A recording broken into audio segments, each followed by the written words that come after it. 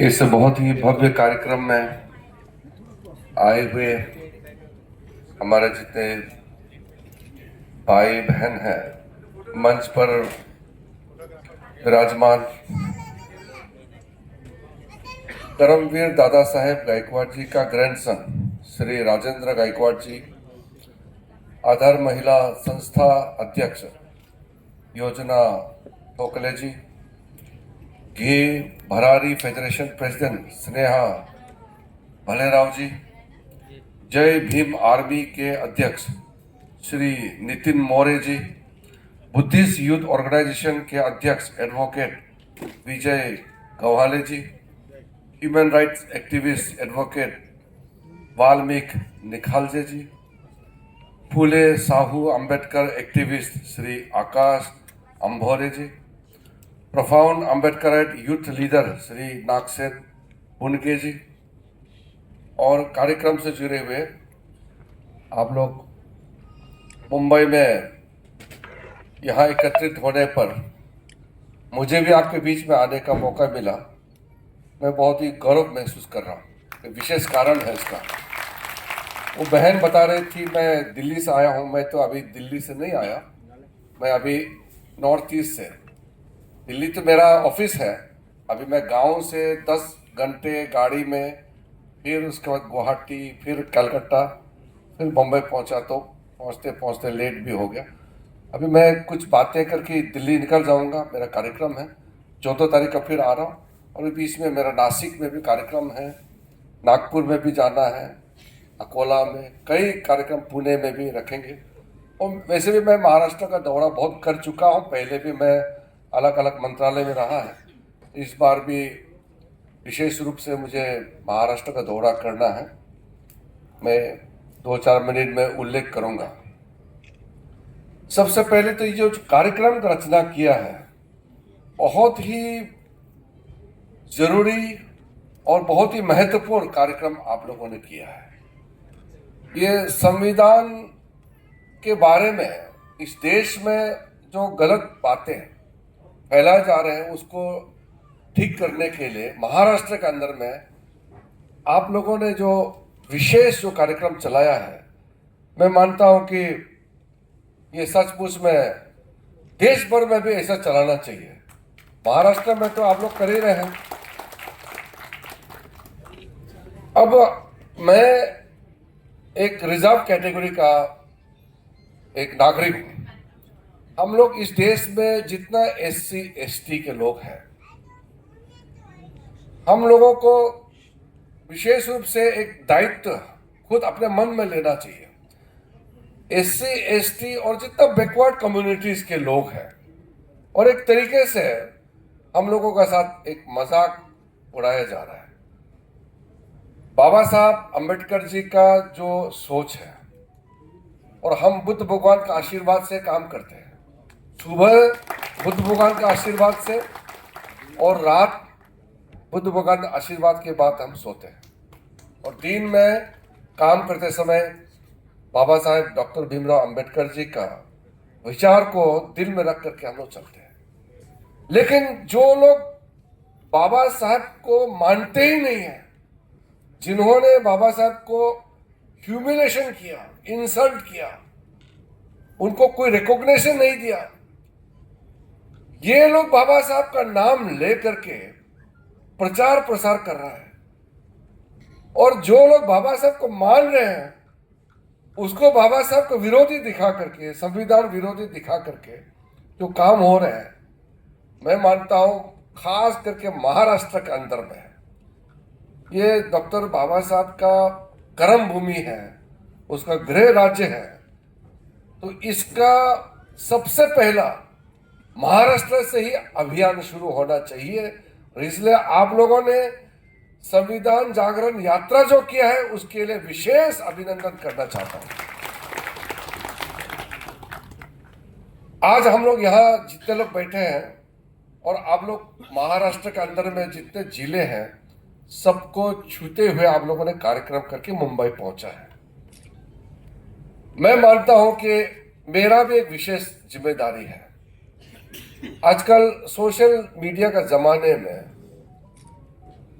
क्या गलत क्या सही पूरा डाइल्यूट कर देते हैं। सही बात पहुंचता नहीं है और जो झूठ बोलते हैं, गलत बात बोलते हैं, वो बिल्कुल सच जैसे बोल के घूमता है।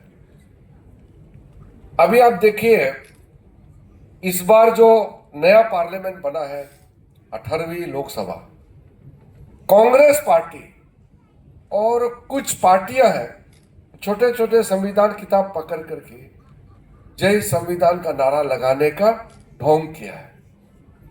मैं संसदीय कार्य मंत्री हूं, पार्लियामेंट का पूरा संचालन मेरे द्वारा होता है। मैं देख रहा था और मुझे देख करके बहुत गुस्सा भी आया और एक तरीके से उनका हरकत देख करके मुझे शर्म भी आ रहा था। और बाबा साहब के आत्मा को कितना तकलीफ पहुंच रहा होगा जिस कांग्रेस पार्टी ने बाबा साहब को जैसे ह्यूमिलेशन किया, और जितना ह्यूमिलेशन किया और बाबा साहब का अंदर में जितना दर्द था उन्होंने पूरा बताया भी नहीं। एक दो इंटरव्यू में जरूर बोला होगा, काश उन्होंने किताब लिख के छोड़ा होता कि कांग्रेस ने जो टॉर्चर किया है बाबा साहब डॉक्टर भीमराव अंबेडकर को, वो देशवासियों को जानना बहुत जरूरी है। और हम लोगों को तो दिल में उसको लिख के रखना है कि जिन्होंने बाबा साहब को इंसल्ट किया, हम जिंदगी में कभी भी माफ नहीं करेंगे उनको। और महाराष्ट्र के अंदर में मैं बहुत साफ साफ कहना चाहता हूं, बुद्ध धर्म को मानने वाले, मैं भी बुद्ध भगवान का अनुयायी हूं, जो बुद्ध भगवान को मानते हैं और बाबा साहब डॉक्टर भीमराव अंबेडकर के रास्ते में चलने वाले, अगर एक भी इंसान कांग्रेस को वोट देता है तो यह शर्म की बात है। मैं इसको एक्सेप्ट कर ही नहीं सकता हूं। ये कोई 1000 साल पुराना नहीं। बाबा साहब हमारा 50s में 56 तक जब दीक्षा भूमि में उन्होंने बुद्धिज्म को एम्ब्रेस किया, ये बहुत पुराना कहानी नहीं है। ये अभी 50-60 दशक पहले की बात है। और अगर हम लोग इतना जल्दी भूल जाएंगे तो फिर हम लोग बाबा साहब का नाम लेकर के भी हम उनको कोई हम न्याय नहीं दिला रहे, उनका आत्मा को शांति पहुंचाने के लिए कोई काम नहीं कर रहे। इस बार मैंने देखा है कि कांग्रेस पार्टी संविधान बदल जाएंगे कहने पर हमारा शेड्यूल कास्ट, शेड्यूल ट्राइब के लोग और जो हमारा बुद्ध के जो रास्ते पे चलने वाले लोग, लाखों लोग कांग्रेस का प्रोपेगेंडा में सम्मिलित हो गया। ये कैसे हो सकता है? हम तो कोई बेवकूफ इंसान तो नहीं है, हम लोग सब पढ़े लिखे हैं, दुनियादारी समझते हैं। कांग्रेस पार्टी और उसका कुछ चमचे हैं, उन्होंने कुछ प्रोपेगेंडा किया और हमारे कई लोग उसको सच मानने लगा है। ऐसे कैसे हो सकता है? हम लोग इतना हल्का नहीं हो सकता है। अगर ऐसा होगा तो फिर हम नकली हो जाएंगे। हमारे भी एक जमाने में कांग्रेस पार्टी का दबदबाव था, जहां से मैं 7 बार चुनाव लड़ा लोकसभा में। 7 चुनाव, उससे पहले कांग्रेस पार्टी ने इतना झूठ, इतना गुमराह किया। बाद में जब हम लोग यूनिवर्सिटी से वापस आए, हम लोग ने कांग्रेस को एक्सपोज किया कि शेड्यूल कास्ट, शेड्यूल ट्राइब, हम लोगों को कांग्रेस ने कितना इंसल्ट किया। अगर बाबा साहब नहीं होते तो रिजर्वेशन भी नहीं होते। तो नेहरू ने तो खुद कहा, मैंने उस दिन पार्लियामेंट में खड़ा होकर के बताया, पंडित नेहरू ने उस समय कहा कि वो रिजर्वेशन के खिलाफ है। वो उसका डॉक्यूमेंटेड है जो पंडित नेहरू ने कहा है, ये कोई बना के नहीं बोल रहे हैं। और नेहरू ने कहा वो रिजर्वेशन के खिलाफ है, और बाबा साहब ने सबको मना करके, क्यों जरूरी है इस देश में एससी एसटी का रिजर्वेशन होना, और बाबा साहब के चलते रिजर्वेशन संविधान में सम्मिलित करके आज तक हम लोग का संविधान के वजह से मैं भी शेड्यूल ट्राइब रिजर्व सीट से एमपी बन के आया है। अगर बाबा साहब नहीं होते तो हम लोगों को इस देश में कोई जगह नहीं होते। और वही सिर्फ नहीं, बाबा साहब ने जब लॉ मिनिस्टर रिजाइन किया कितना दर्द था। और बाबा साहब ने जो चिट्ठी लिखा पंडित नेहरू को, क्यों इस देश का लॉ मिनिस्टर पद से वो इस्तीफा दे रहे हैं, मैंने वो पत्र को पढ़ा।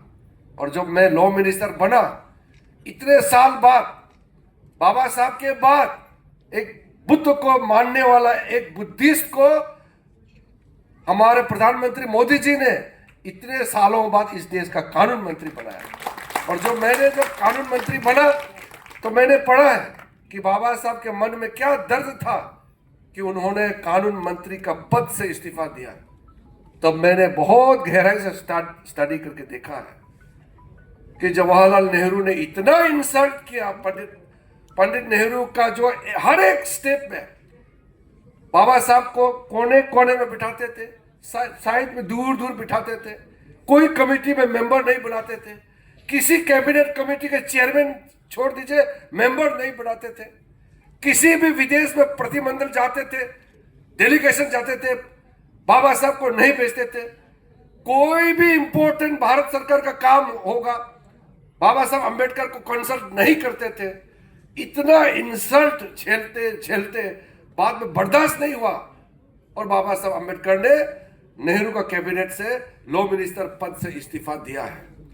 उसके बाद लगातार एक के बाद एक कांग्रेस पार्टी ने जो इंसल्ट किया, और जब राजीव गांधी के पास 400 से ज्यादा सीट था तो उन्होंने क्लियरली कहा कि बाबा साहब का लेगेसी को नहीं मानते हैं और वो रिजर्वेशन का खिलाफ है। और जब ओबीसी, आज ओबीसी समाज के लोग भी सुनना चाहिए, जब मंडल कमीशन हुआ, मैं तो यूनिवर्सिटी में था तब भी राजीव गांधी ने पार्लियामेंट में खड़ा होकर के कहा कि वो रिजर्वेशन का खिलाफ है और ओबीसी का रिजर्वेशन के खिलाफ है, और ओबीसी के लोग को भी आज बेवकूफ बना रहे हैं। तो मैं समझता हूं कि आज एक जागरूक समाज, और खास करके महाराष्ट्र के अंदर में जो हमारे न्यो बुद्धिस्ट है, नव बौद्ध है, बुद्ध भगवान का अनुयायी जितना भी है, हम लोग तो पूरा संगठित होकर के बैठना चाहिए और इस झूठे प्रचार को एक्सपोज करने में एकजुट होकर के काम करना चाहिए। मैं अभी नागपुर में भी जाने वाला हूं और दीक्षा भूमि में गए थे। शुरू में जब गृह राज्य मंत्री था, जब पहला टर्म में, और सेकंड टर्म में मैं स्पोर्ट्स मिनिस्टर होकर के भी गया, लॉ मिनिस्टर होकर के भी मैं गया है, औरंगाबाद में, पुणे में, अभी मैं नासिक जाने वाला हूं 12 अक्टूबर को। तो कई कार्यक्रम मैंने महाराष्ट्र के अंदर में आगे करने वाले हैं। तो जितने हमारे लिए भारत सरकार का मंत्री होने के नाते सब बराबर है, मेरे लिए सब, हर नागरिक बराबर है, संविधान का शपथ लिया है। लेकिन सब बराबर होते हुए भी हमारे जो शेड्यूल कास्ट, शेड्यूल ट्राइब के लोग, बाबा साहब अंबेडकर के अनुयायी, अभी भी हम बाकी के मुकाबले कमजोर हैं। इसलिए हम लोग को और मेहनत करना होगा, आगे बढ़ने के लिए एकजुट में हमको काम करना होगा। इसलिए मैं विशेष रूप से बौद्ध लोगों के लिए बहुत ज्यादा काम करने वाला हूं। आप सबको मालूम है, अभी मैं पार्लियामेंट्री अफेयर्स मंत्री के साथ साथ, संसदीय कार्य मंत्री के साथ साथ मैं अल्पसंख्यक मंत्रालय का भी मंत्री हूं। और पहली बार इस देश में माइनॉरिटी अफेयर्स का मिनिस्टर एक बुद्धिस्ट को बनाया है। ये पहली बार हुआ है। नरेंद्र मोदी जी की वजह से आज पहचान मिला है। कांग्रेस पार्टी ने माइनॉरिटी अफेयर्स के डिपार्टमेंट को मुस्लिम अफेयर्स मंत्रालय बनाकर रखा हुआ था। मुस्लिम को भी न्याय कहा, मुस्लिम्स को भी वो वोट बैंक बना के रखा हुआ था कांग्रेस पार्टी ने। तो हमने कहा कि हमारा 6 माइनॉरिटी कम्युनिटी है इस देश में, मुसलमानों के अलावा बौद्ध है, ईसाई है, जैन है, सिख है, पारसी है। हम लोग जितने भी जो 6 समुदाय है, हम लोग बराबर है। वैसे तो हम हिंदू मुस्लिम ऐसे करके हम बांटते नहीं है, लेकिन जब मंत्रालय बनाया तो ये 6 माइनॉरिटी कम्युनिटी के लिए बनाया है। लेकिन कांग्रेस पार्टी ने इसको मुस्लिम अफेयर्स बना दिया और नेशनल कमीशन ऑफ माइनॉरिटीज को भी मुस्लिम ही चेयरमैन हो सकता है, ऐसा कांग्रेस ने नियम बना के चला गया। मोदी जी प्राइम मिनिस्टर होने के साथ साथ पूरा सिस्टम को चेंज किया है। आज माइनॉरिटी का कमीशन का चेयरमैन एक सिख है, कोई भी बन सकता है, अगर योग्य व्यक्ति है तो क्यों नहीं बन सकते हैं। और उसी के ऊपर में माइनॉरिटी अफेयर्स का मंत्री खुद अभी एक बौद्ध है। तो ये जो पहली बार हमारे देश में ऐसा कॉम्बिनेशन मिला है। इसलिए बाकी मैं कार्यक्रम के बारे में इसलिए नहीं बोल रहा हूं कि आप लोग जितने यहाँ बैठे हैं वो बहुत ज्ञानी हैं, बहुत स्टडी कर चुके हैं। आप लोग यहाँ जितना बैठे हैं हमसे भी ज्यादा शायद आप लोगों ने किताब पढ़ा होगा, आप लोगों ने बहुत कुछ जिंदगी में देखा होगा। हम तो सिर्फ ये कह रहे हैं कि हम संगठित होना चाहिए, एकजुट होकर के काम करना है। और मेरे पास संवैधानिक जिम्मेदारी है, भारत सरकार में सीनियर मिनिस्टर होने के नाते मेरा विशेष जिम्मेदारी है। इसलिए महाराष्ट्र के अंदर में बाबा साहब अंबेडकर जी ने जहां जहां कदम रखा है, हर एक वो भूमि में मैं विशेष इकोनॉमिक पैकेज देकर के कुछ काम करने वाला हूं। मैं अभी जगह जगह जाकर के घोषणा करने वाला हूं। हमने पूरा उसका फाइनेंशियल प्लानिंग बना कर रखा है।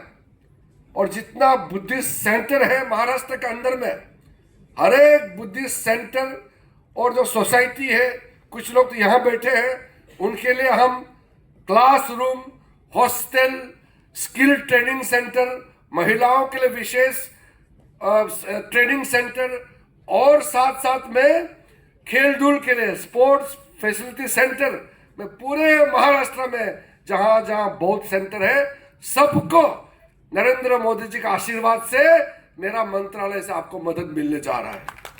पूरा हम लोग भविष्य बदलने वाला है। हम लोग यहाँ सिर्फ पद में बैठ करके, कुर्सी में बैठ करके सिर्फ मजा लेने के लिए नहीं आया है। हम सिर्फ सेवा, लोगों को सेवा देने के लिए, सेवा करने के लिए, देश सेवा के लिए हम आए हैं। इसलिए आज आपका कार्यक्रम में सम्मिलित होकर के मुझे अच्छा लगा। और जैसे मैंने कहा, क्योंकि मुझे निकलना है, मुझे बहुत ज़्यादा लंबा नहीं बोलना है, लेकिन मेरा अनुरोध है, क्योंकि कार्यक्रम में आप लोग ने मेहनत करके इतना लंबा यात्रा करके आए हैं, जो विशेष रूप से जिन्होंने लीडरशिप रोल प्ले किया है, तो आप लोगों को जरूर बोलना चाहिए। और मुझे आगे बोलने का मौका इसलिए दिया क्योंकि मुझे अभी दिल्ली निकलना है। और बाबा साहब अम्बेडकर जी के अलावा आप लोगों ने जिसका टीचिंग्स, जिसका गाइडेंस, जिसका स्पिरिट को लेकर के चला है, मुझे बहुत अच्छा लगा। आप लोगों ने खास करके जो हमारे महाराष्ट्र में महापुरुषों कई रहे हैं, इन लोगों का आपने सबको याद किया। छत्रपति शिवाजी महाराज का, क्रांतिबा ज्योतिबा फूले जी, राजऋषि छत्रपति शाहू महाराज, भारत रत्न अम्बेडकर जी का तो है ही है, और लोक कवि डॉक्टर अन्नाभाऊ साठे जी, संत रविदास, महर्षि वाल्मीकि और बिरसा मुंडा, जिसको प्रधानमंत्री जी ने हमारा ट्राइबल्स लोगों में उसको एक देवता का रूप में स्थान दे करके सितंबर 15 को देश भर में जनजाति गौरव दिवस मनाने का कोशिश जो किया है, अभी सफलतापूर्वक आगे चल रहा है। और तंत्य, तथ्य, भील, क्रांतिकारी, झलकारी, कोरी जैसे महापुरुषों के विचारों को आप लोगों ने अनुसरण करते हुए जो कार्यक्रम चलाया है, मैं मानता हूं कि पब्लिक मीटिंग आप लोग ने जितना किया होगा, जरूर संदेश लोगों के बीच में पहुंचा होगा, और ये पहुंचना भी जरूरी है। और मैं मानता हूं कि महाराष्ट्र हमेशा पूरा देश को एक तरीके से रोशनी देते हैं। महाराष्ट्र राष्ट्र प्रेमी लोगों का ये प्रदेश है। यहां से जो भी संदेश जाता है पूरा देश भर में पहुंचता है।